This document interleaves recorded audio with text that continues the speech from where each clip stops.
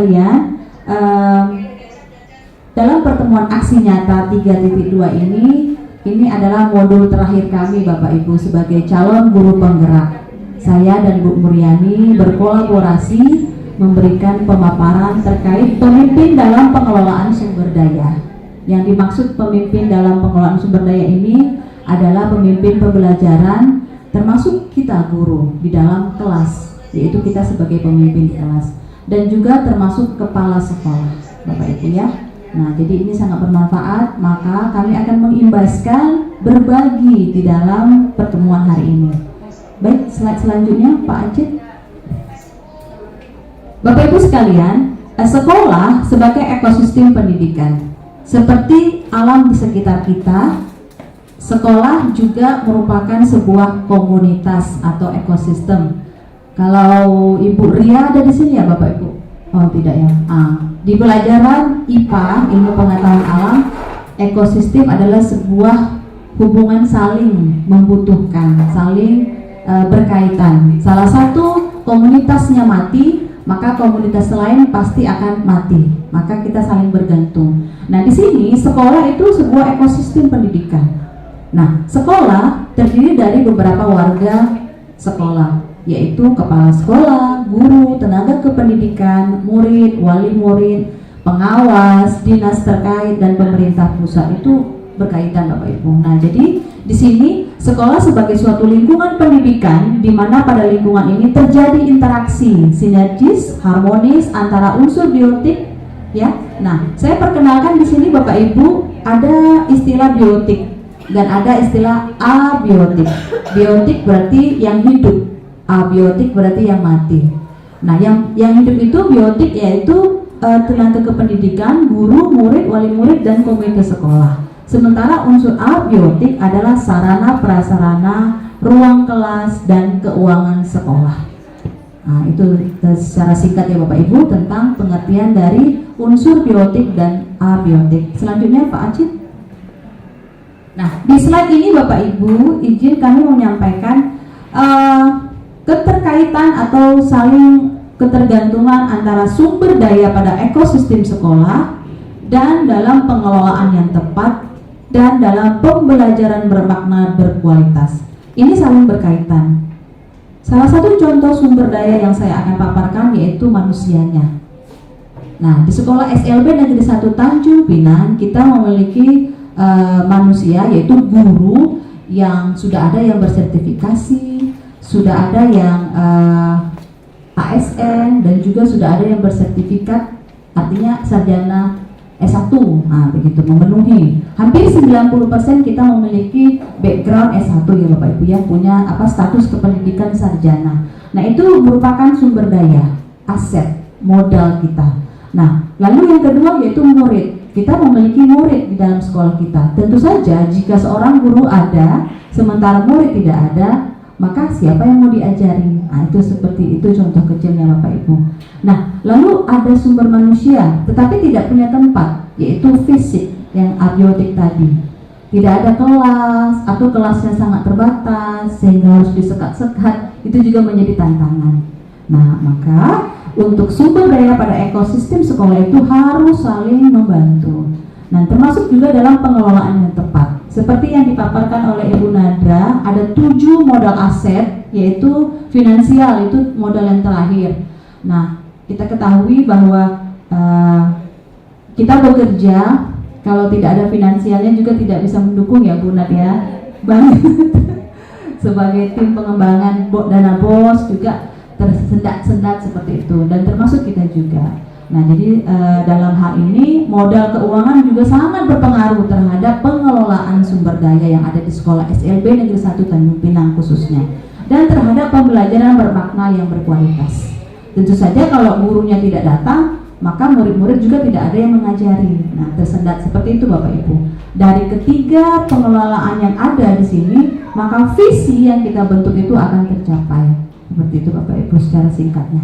Lanjut Pak Cik. Nah, Bapak Ibu, di sini pemimpin dalam pengelolaan sumber daya alam, kita menggunakan paradigma. Paradigma itu adalah cara berpikir Bapak Ibu. Cara berpikir apa? yaitu melalui pendekatan pengembangan ABCD, yaitu melalui Asset Based Community Development, pengembangan berbasis kekuatan aset. Nah, contoh nih Bapak Ibu, di kelas kita punya siswa yang berkarakter, yang macam-macam. Ada yang mudah menerima pembelajaran, ada yang sulit, ada yang sangat sulit seperti itu. Nah, kita melihat kemampuan anak kita itu atau kita melihat kelemahannya. Apa yang dia punya itu yang harus kita lihat. Oh iya, dia masih bisa berjalan, masih bisa, mobilitasnya sangat baik. Lalu yang satu lagi bisa digunakan tangannya dengan baik atau yang lainnya. Nah, kita harus fokus pada kekuatan, yaitu aset. Apa yang dia punya, bukan apa yang dia tidak punya. Karena ketika kita fokus kepada aset melalui pendekatan pengembangan berbasis aset, berbasis kekuatan, kita akan upayakan apa yang ada, bukan apa yang tidak ada, seperti itu. Nah, kalau di dalam kelas ketika ada lomba-lomba atau kebersihan kelas, kira-kira ada alat yang tidak tersedia, kita cari solusinya apa untuk bisa digunakan sebagai pengganti. Seperti itu kira-kira Bapak Ibu. Selanjutnya, dalam pemimpin dalam pengelolaan sumber daya alam, ada 7 aset dalam komunitas. Ya, 7 modal maksudnya. Dan yang tadi faktor biotik dan abiotik sudah dijelaskan. Modal manusia, modal sosial, modal politik, modal agama dan budaya, modal fisik, lingkungan dan finansial.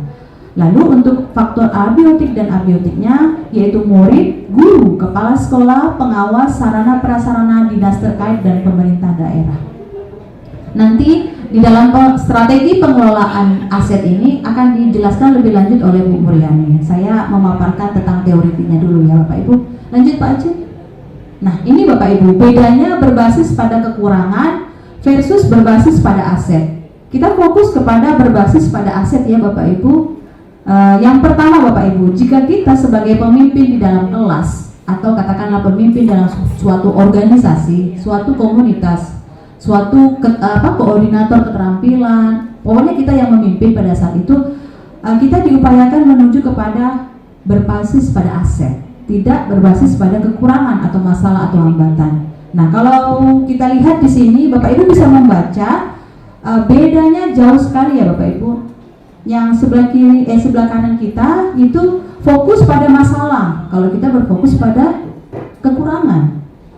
Berkutat pada masalah utama, mengidentifikasi kebutuhan atau kekurangan, selalu bertanya apa yang kurang. Fokus pada mencari bantuan dari sponsor dan institusi lain, minta tolong saya di sana lah supaya ada dana, seperti itu. Lalu merancang program proyek untuk menyelesaikan masalah, mengatur kelompok yang dapat melaksanakan proyek.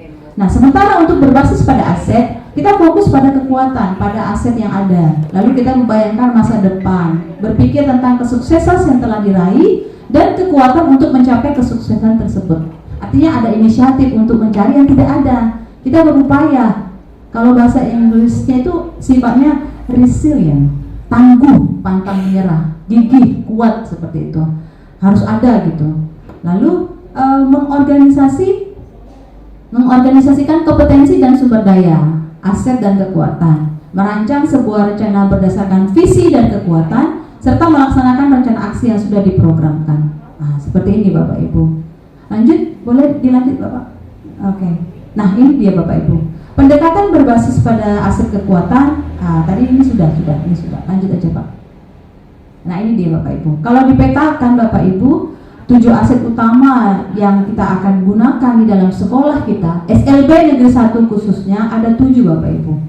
Dan strategi pengelolaannya juga akan dikembangkan oleh Bu Muryani. Nah, di sini saya akan berikan contoh aset pertama adalah manusia, seperti yang saya paparkan. Aset manusia itu yaitu kepala sekolah, guru, pengawas, murid, wali murid, komite yang hidup ya Bapak Ibu ya. Nah, itu saling bekerja sama. Ada hal, masalah di dalam rumah, anak-anak kita berefek kepada sekolah. Kita cari tahu kenapa dia seperti itu, maka kita berhubungan dan berkomunikasi dengan orang tua. Nah, seperti itu. Untuk mencari solusinya. Udahlah biar aja lah, kayak gitu dia memang. Dari dulu dia kayak gitu kok. Anak itu gak bisa apa-apa, udahlah kayak gitu terus dia. Tidak boleh Bapak Ibu ya. Kita cari tahu kenapa anak itu seperti itu. Nah, itulah yang kita akan gali bersama bahwa setiap kita individu punya kemampuan, punya potensi. Kita fokus pada apa yang kita bisa, bukan pada yang kita tidak punya, gitu Bapak Ibu ya. Nah, lanjut ke lingkungan alam. SLB Negeri 1 berlokasi di Jalan Kijang Lama kilometer 7. Pasti dari segi letak strategisnya sangat bagus. Berbeda dengan sekolah SLB lain di Senggarang, yang negeri ya Bapak Ibu, di Kijang, di Uban, di mana lagi Bapak Ibu yang negeri? 4 ya? Karimun. Kalau kita lihat dari bentuk strategisnya yang letak di tengah pusat kota, di sekolah siapa? Kita ya. Nah, makanya jumlah murid pun akan semakin banyak karena memang berada di lingkungan perumahan, di pusat kota. Maka orang tua pasti punya mindset, yang dekat aja lah dengan rumah, jauh kali ngantar ke Senggarang, contoh. Nah, seperti itu. Maka lingkungan sekitar atau lingkungan alam juga mempengaruhi modal kita. Ini modal utama kita, lingkungan kita terletak sekolahnya di tengah kota, seperti itu salah satunya. Maka kita manfaatkan. Lalu Bapak Ibu, kita lihat lingkungan kita berdekatan dengan masjid. Bu Esti, masjid apa Bu Esti?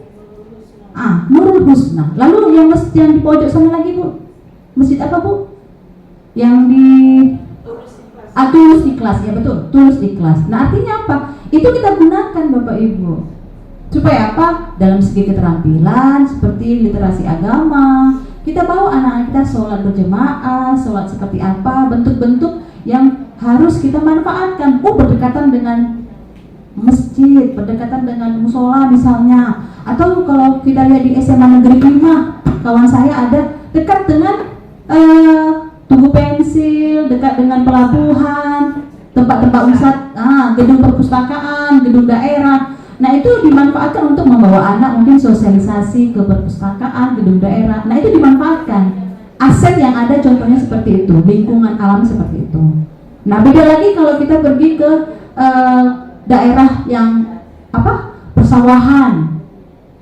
Ya, kita kan di kelautan ya Bapak Ibu. Beda lagi kalau kita pergi ke daerah yang pegunungan, pasti anak-anak muridnya akan dibawa wisata alam supaya memperkenalkan alam di sekitarnya. Seperti itu. Kita lihat apa yang kita punya. Jangan lihat enak ya, di sana ada bercocok tanam, anaknya diajarin bercocok tanam cabai, di Senggarang menanam jagung. Di sini nggak bisa, ya karena memang kita nggak punya lahan. Jangan kita fokus pada yang tidak kita punya, gitu maksudnya Bapak Ibu. Kita fokusnya apa? Kita dekat dengan masjid, kita kembangkan dari segi agamanya. Modal yang harus kita kembangkan itu. Lalu modal-modal yang lain seperti apa? Dari segi fisik bangunan. Jelas kita sudah lengkap, kita manfaatkan. Nah, itu contohnya. Lalu di lingkungan sosial, termasuk sosial, masyarakat sekitar, dan sebagian besar juga guru-guru di SLB Negeri 1 tinggalnya berdekatan dengan SLB Negeri 1. Pasti warga masyarakat di sekitar kita ramah akan anak disabilitas. Betul ya Bu Wati ya? Mau nyebrang jalan dibantu, itu kita manfaatkan Bapak Ibu. Nah, walaupun ada satpam atau ada yang membantu, yang kemarin itu sebelum ada Pak Adi Satpol PP ya, siapa ya Bu? Satpol PP ya Bu, yang standby di depan pagi. Babin pas ya itu dia. Bagian ketertiban masyarakat ya. Nah, dia standby.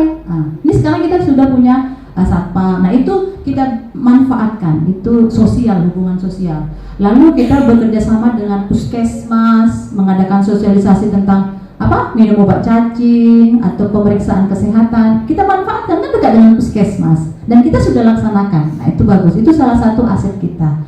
Lalu finansial ini berarti dengan keuangan Bapak Ibu, nggak bisa bekerja, namanya operasional, butuh dana. Listrik nyala, komputer nyala, bayar listriknya habis, uang dana bosnya nggak ada, contoh, atau sedikit. Jumlah siswa kita banyak, maka jumlah dana bos juga banyak. Nah, itu kalau dikelola dengan baik, luar biasa. Nah, syukur, puji Tuhan kita ada tim pengembangan dana bos ya Bu Yenya. Nah, sudah kita buat juga rencana RKAS, kita paparkan, kita sosialisasikan, kita susun program, termasuk strategi pengelolaannya sudah kita susun dengan baik. Tinggal pelaksanaannya. Nah, ini akan berhubungan dengan membentuk yang namanya visi yang sudah kita bentuk. yang tadi itu berakhlak mulia, mandiri, kreatif. Kreatifnya kita kembangkan dalam model keterampilan. Nah, seperti itu, butuh modal, butuh uang, saling berhubungan.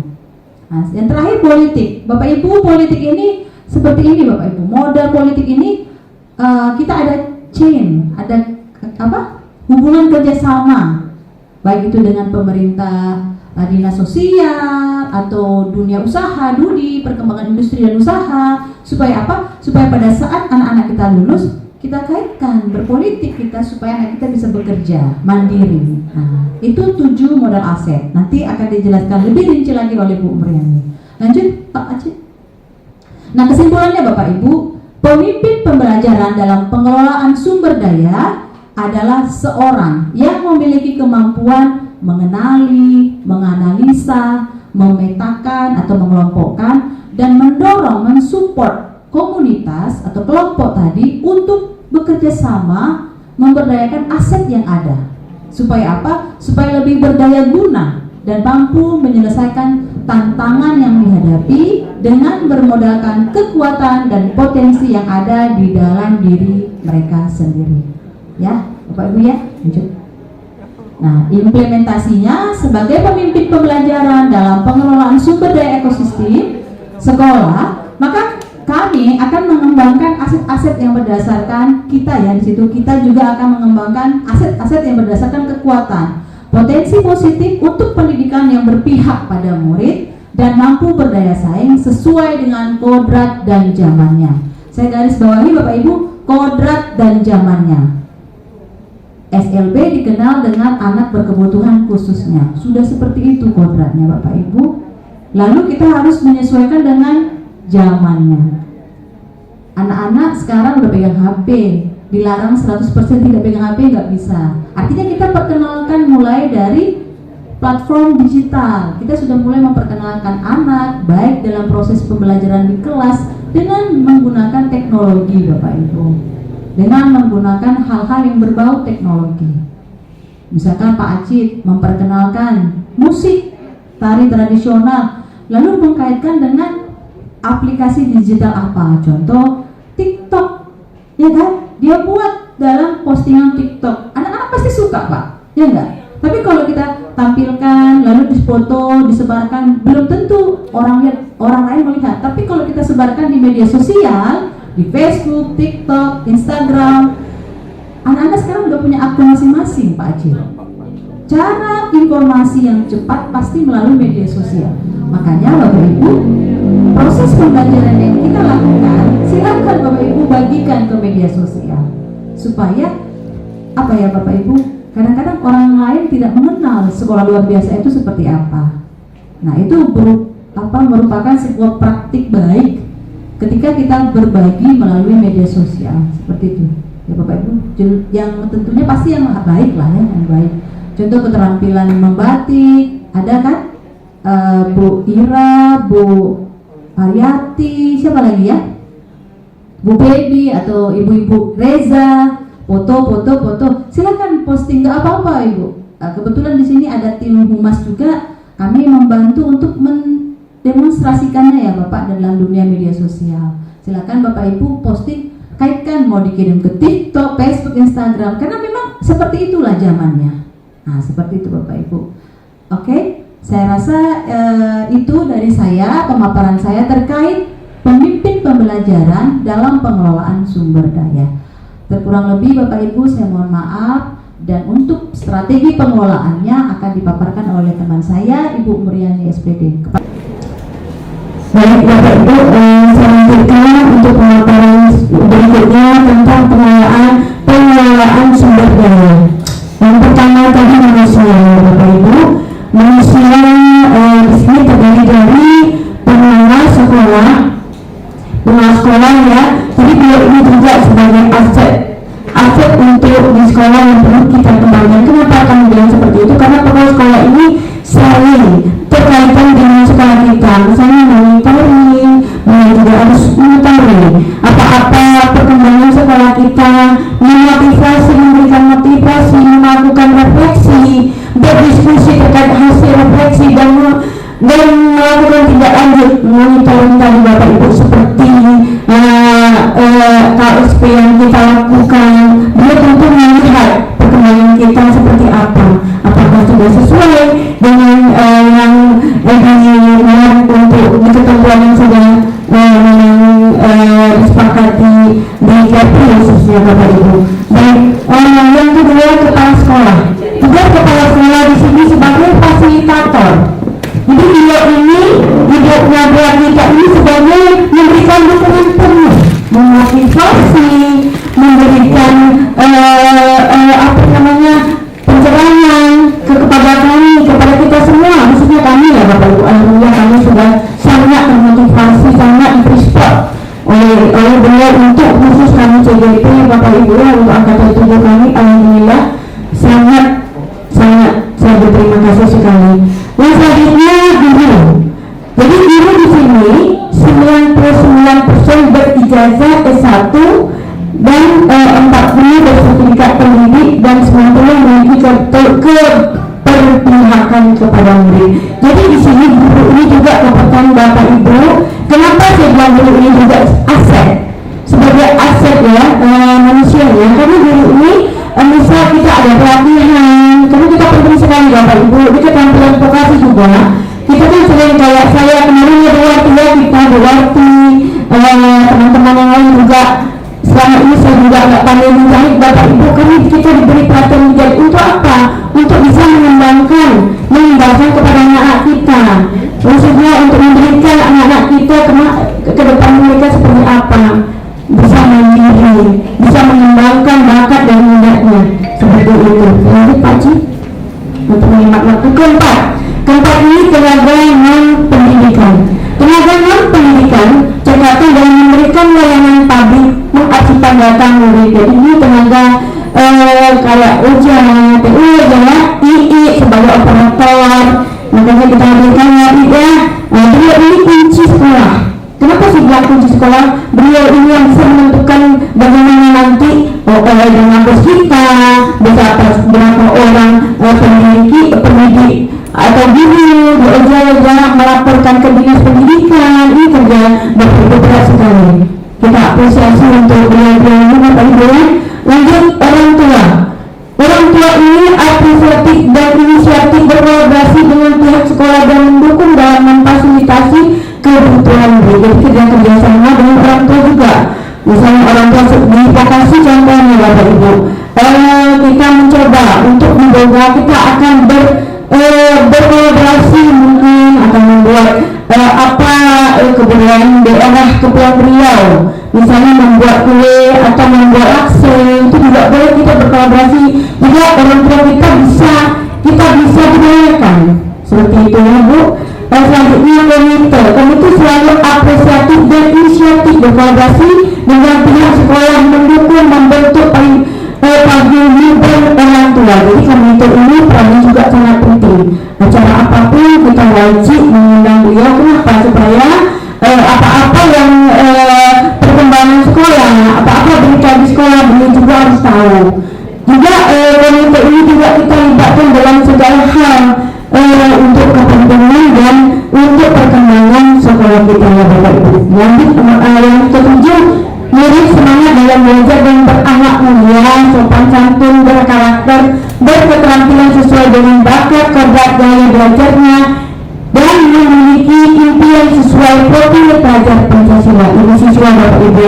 Kian Jadi Wantara juga sering menghimbau murid ini seperti apa, murid ini bagaimana. Jadi kita murid ini adalah subjek. Jadi kita dulu biasanya mengajar ya, kita udah ngajar nama-nama kasih tugas itu seperti itu lagi cara kita mengajar. Murid ini kita bagaimana caranya supaya murid ini mereka bisa mengembangkan minat, mengembangkan apa yang ada di dalam diri mereka. Kita gali seperti yang Ibu Juli katakan tadi, kita gali apa yang ada di diri mereka.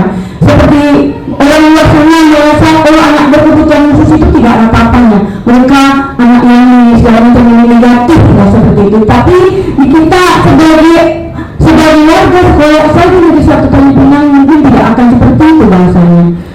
Kita gali lagi, mungkin anak C itu yang mungkin sama sekali tidak bisa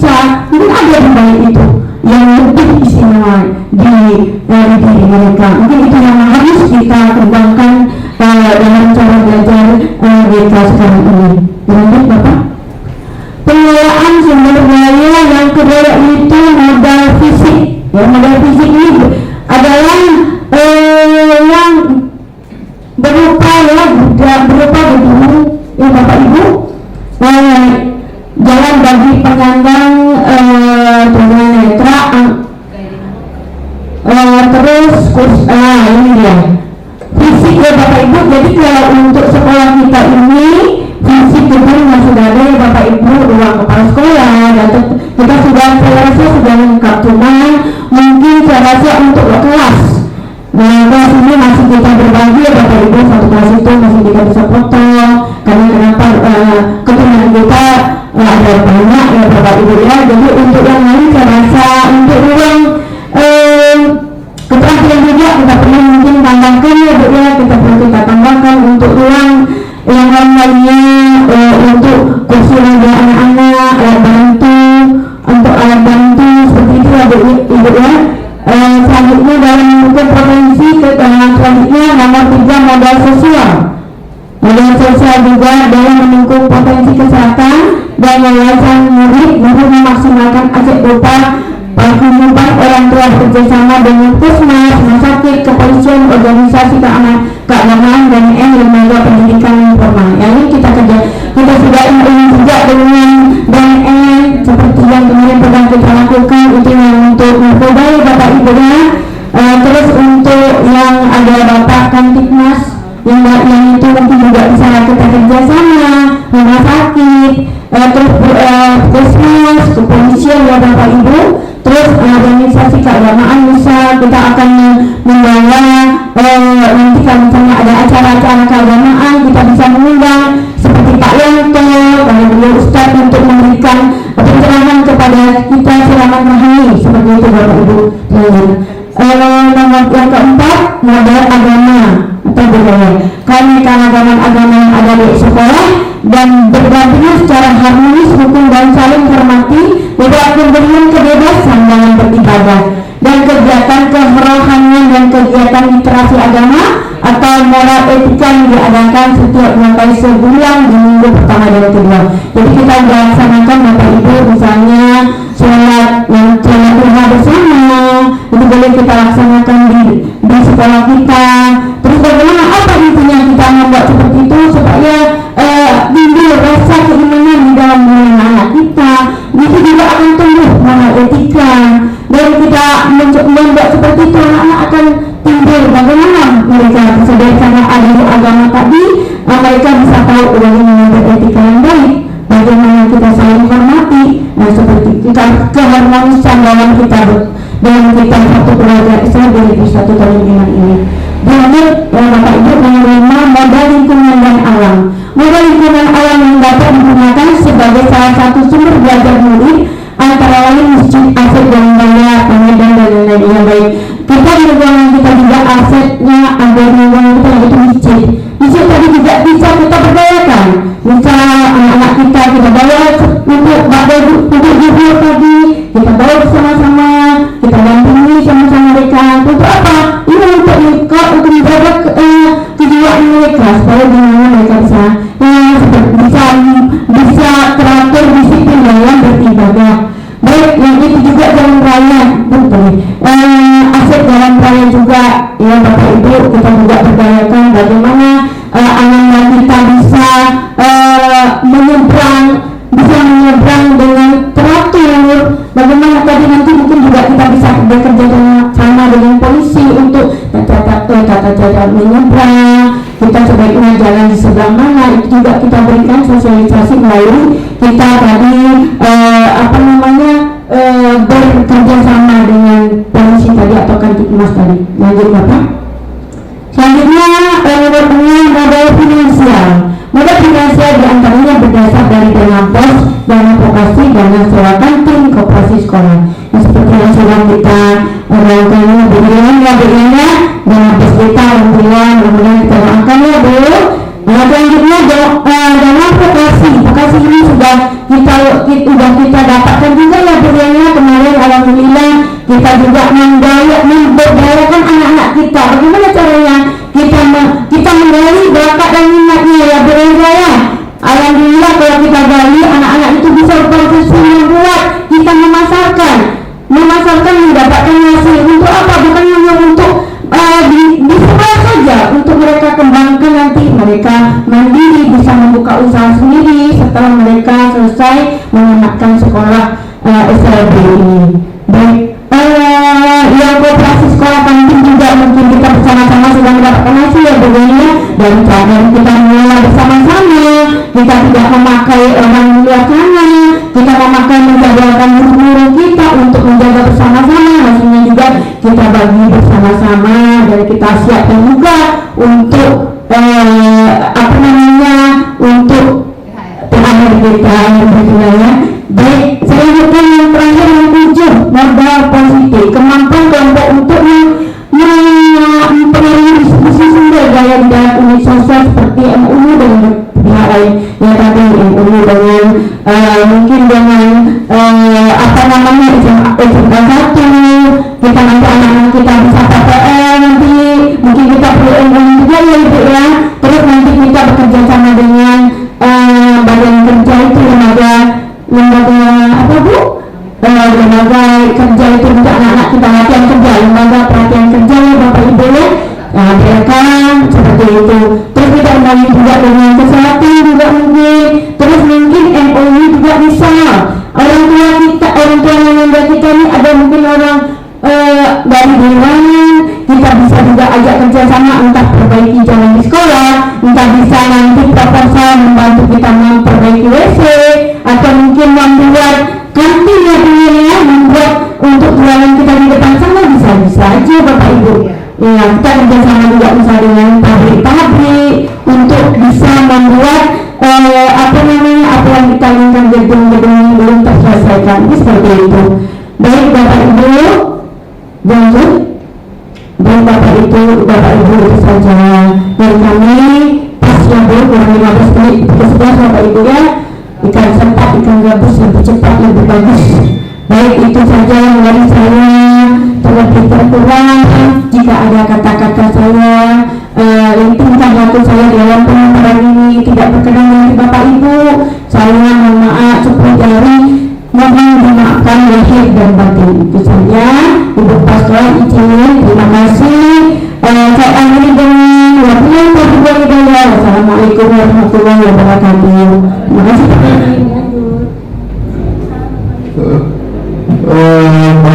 Terima kasih kepada Ibu Mulyani telah memberikan materi. Sekarang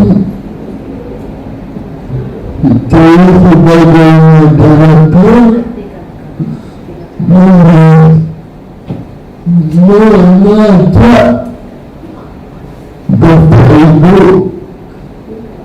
untuk memasuki sesi diskusi atau sesi tanya jawab menuju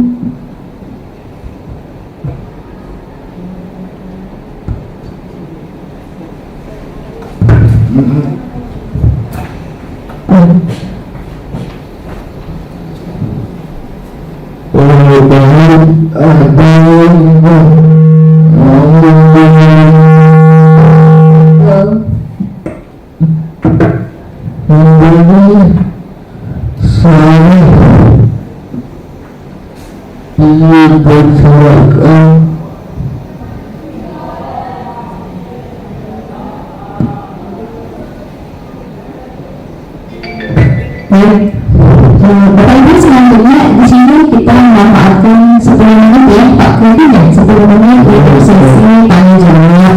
Seandainya ada Bapak Ibu yang ingin bertanya lebih lanjut terkait tentang NGO modal aset, khususnya yang ada di sekolah SMP Negeri 1, baik itu kepada murid atau guru-guru atau lingkungan sekitar dan agama atau budaya yang tujuan modal aset tadi. Silakan Pak Kopi.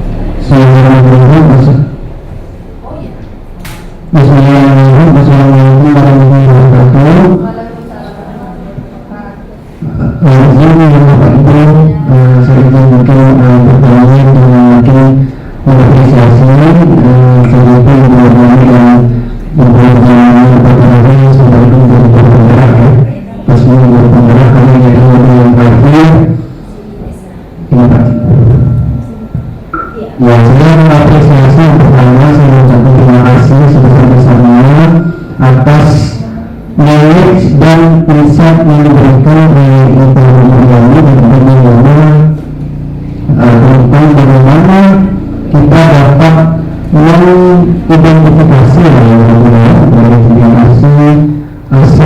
aset atau modal yang ada di sekolah, dan juga tadi memberikan masukan juga bahwasanya kita ini memang pola pikir atau mindsetnya itu harus dibentuk dari apa yang menjadi kelebihan aset kita apa gitu. Dari situ kita melakukan paradigma yang kita selama ini kita jalankan itu bukan apa yang kurang dari kita, itu yang menjadi pengetahuan yang saya dapatkan hari ini luar biasa sekali. Saya mengucapkan terima kasih dan apresiasi yang sebesar-besarnya.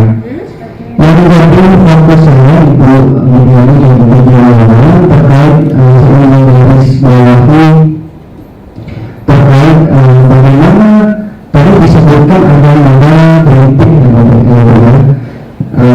politik ini terkait bagaimana kita bisa memberdayakan stakeholder pemangku kepentingan untuk mengembangkan sekolah kita.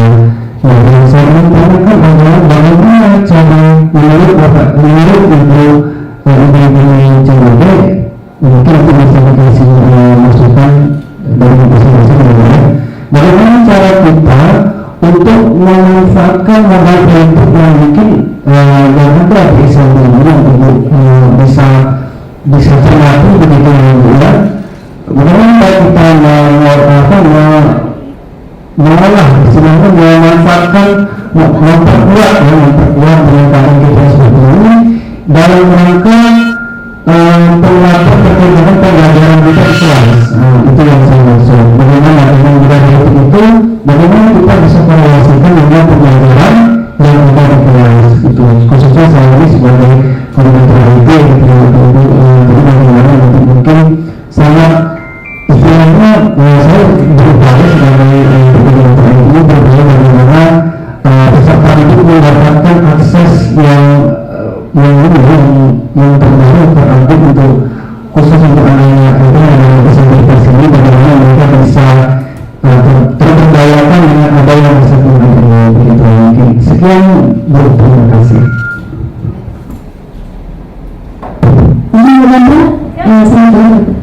Baik, terima kasih untuk pertanyaannya Pak Topik. Vision menarik Pak Topik ini jauh panjang gitu. Jadi kalau boleh saya jawab, ini berkaitan langsung dengan saya secara tidak langsung dengan Ibu Rosa dan Ibu Muriani. Bagaimana untuk memanfaatkan aset politik tadi, salah satunya yang harus dimiliki komunitas sekolah. Jadi Pak Topik, kami memberdayakan aset yang ada yang pertama itu kepada sekolah.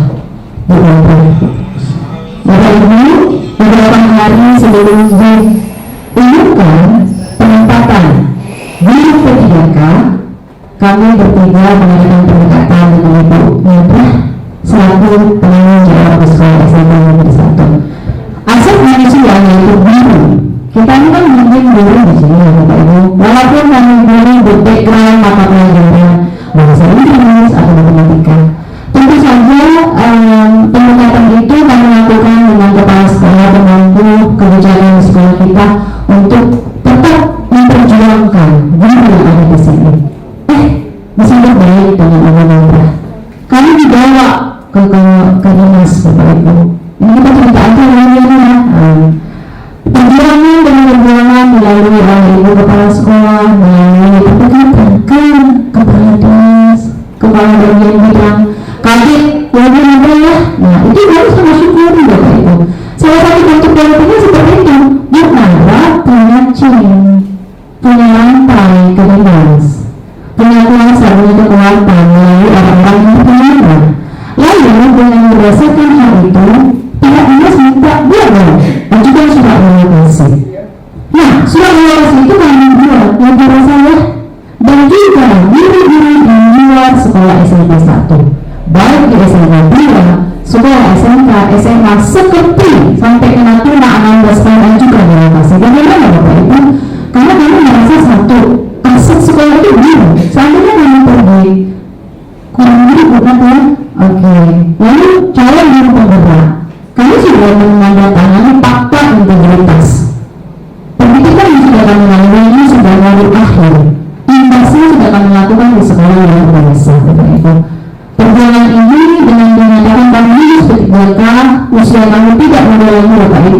menengah ke atas.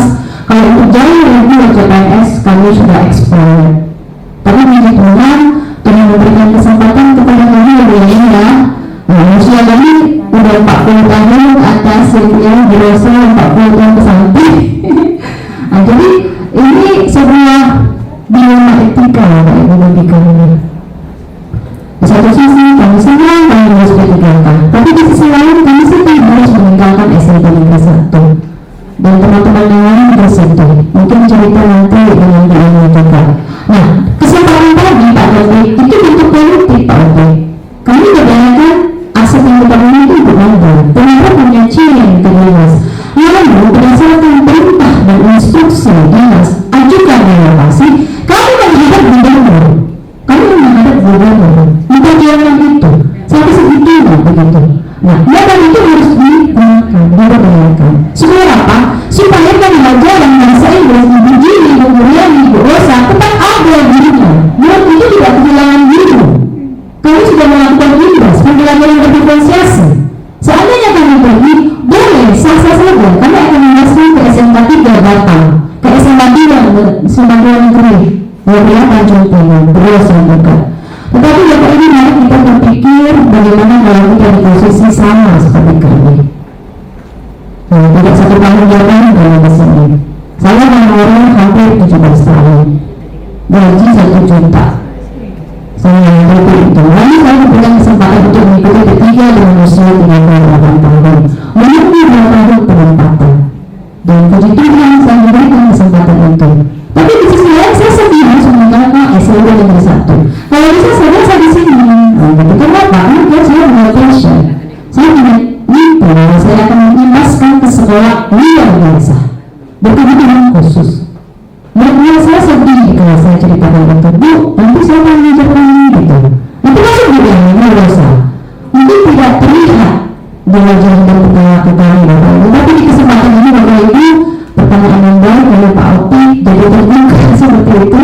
Nah, itu sebagai contoh Bapak Opi. Bagaimana seorang pemimpin pelajaran itu kepala sekolah memperjuangkan guru-gurunya seperti itu sampai ke gubernur pun dilakukan. Nah, itu sebuah perjuangan. Bagaimana dia melihat guru dari sini asal dia perjuangkan. Nah, gitu. Tapi kami memberikan kepada Tuhan yang Maha Kuasa. Kalau saya tidak jebol, itu rezeki kita mengalami yang berasa ya. Nah, karena Tuhan pasti akan memberikan kekuatan kepada kita dan menggantikan kita pun di posisi kita pasti akan menjadi biasa. Tapi mungkin untuk proses panjang, tapi tidak apa-apa. Itulah hidup realita. Oke, mungkin ditambahkan dengan bulannya ada berasa. Berasa tidak kayak gini. Baik, saya tambahkan sedikit saja karena waktu bersama Bapak Ibu mungkin saya atau saya tidak saja mungkin saya juga berterima kasih kepada Ibu Kepala Sekolah yang beliau luar biasa, betul-betul sangat luar biasa. Jadi mungkin dia mempertahankan kami karena aset tadi, dan mungkin anak-anak kami juga contoh di keterampilan. Mungkin beliau juga melihat keterampilan itu juga anak-anak kita berpotensi. Dengan Pak O dan ibu-ibunya, saya siapa Ibu ini sudah pernah mengembangkan untuk anak-anak di ibunya jaga itu mungkin anak-anak juga tidak bisa berdikari seperti itu ya, makanya beliau mungkin mungkin beliau mempertahankan kami kali ini seperti itu. Terima kasih sekali lagi untuk teman-teman semua juga sangat mensupport kami luar biasa. Saya merasa sendiri kawan-kawan semuanya sangat luar biasa dalam mensupport, memberikan motivasi ke kami ini juga mungkin aset juga bagi kami untuk mempertahankan sekolah ini. Itu saja Bu, terima kasih sekali lagi. Baik Bu Yani sama Bu Dini, terima kasih banyak. Ini ada sedikit tambahan. Jadi intinya kalau saya ambil di sini, bagaimana kita mencapai suatu masalah yang kita kerjakan, itu kita jangan berpikir pada masalah. Jadi maka sesuatu yang masalah itu kita cari solusinya. Jadi ini kita itu saja. Nah, bagaimana kita bisa mencari solusi, bagaimana bisa untuk bisa mengatasi setiap masalah yang ada. Nah, salah satu kalau tadi seperti yang di sini sama Pak tadi juga termasuk mungkin kelas Pak Taufik, kita